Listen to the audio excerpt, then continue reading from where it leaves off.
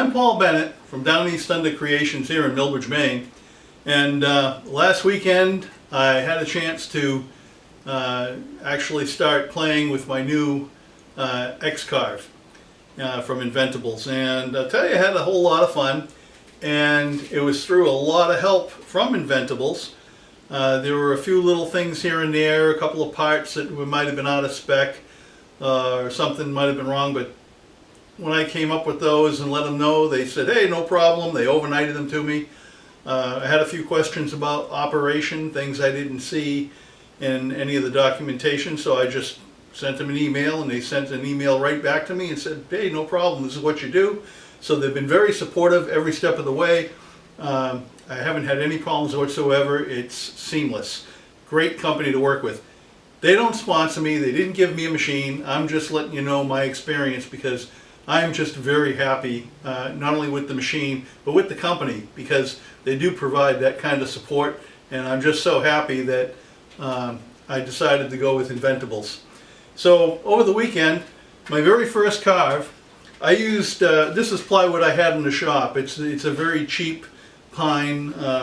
It's supposed to be cabinet grade, but it's a very inexpensive. I think it's like 30 bucks a sheet.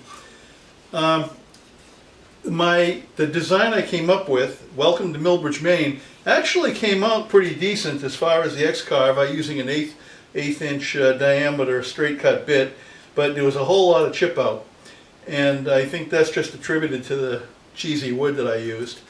But then this was the very first one, and I was pretty happy with it in spite of the chip out. So the second time I did the same design, but this time I used a V-bit. And I used 1/2 inch MDF, and this material came as part of the sample kit, materials kit that comes with the X-Carve when you buy the whole thing together. And I used a 60-degree V-bit, and same thing, welcome to Millbridge, Maine. This time I just added a little bit of paint and some clear coat, and so I was pretty happy with that. And then I started playing with one of the applications that comes in Easel, and they have what they call a box generator. I didn't change the sizes or anything, and I had some cheap 1/8 inch hardboard. That's basically pegboard without the holes in it. And so I tossed that on the X-Carve and fired up the box generator, and I just used the basic dimensions. I didn't change anything. And using an 1/8 inch straight cut bit, and I made this little box.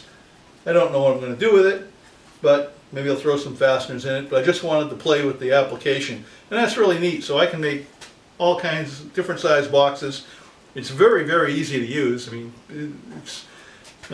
you can just sit down, it's intuitive. Just plug in whatever numbers you want, dimensions for whatever box you want to make. Machine cuts it out, glue it together, you have your box. That easy.